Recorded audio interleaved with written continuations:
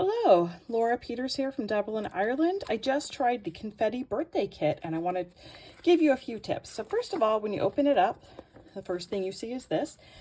And I thought, oh, those are weird instructions, but it's not. It's just telling you what you need for each card.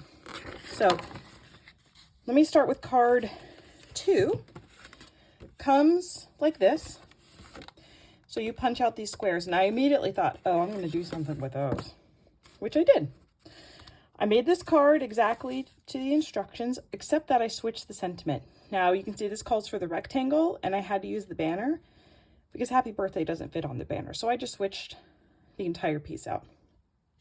Otherwise, made it just the way it is. But you can see here on this card and on the cake card, you can actually see the back of the card on the inside of the card. I'm using the word card a lot, aren't I? You can see the back of the square on the inside of the card. So if you want, you could stamp a sentiment on there before you put it in the envelope, which brings me to my next tip that I learned with this one. The instructions do say put the card in and then put the confetti in, but I did not read that. So 2 things: put the card in before you put the confetti in, and make sure the card is facing the right way forward. So the white side should be facing the side with the seal on it. Okay, I got into a lot of trouble with that one. You could see I even tore my envelope and I ended up having to tape it closed. So I also just wasn't totally satisfied with the way this one looked with the example. So you can see I moved the sentiment down a little bit. I also took some of the sequins from the inside. Now I did use some glue, which does not come with this kit, but I figured you'd probably have some glue of some type around your house. Just made a few little dots and glued some of the sequins along the cake line and in the candles.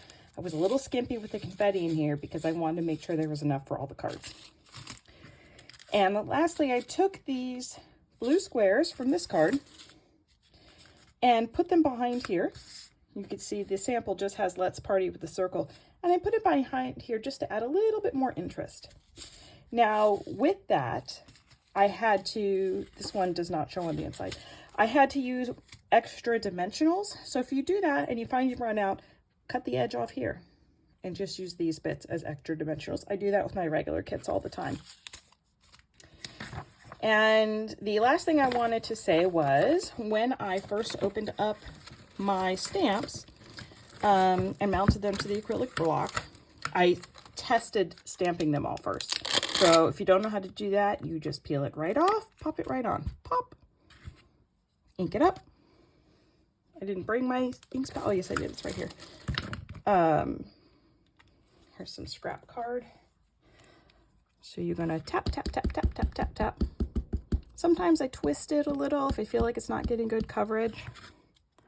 See right there? That's not good coverage, is it? So let's re-tap that. Straight down, hold it there for a second, straight up.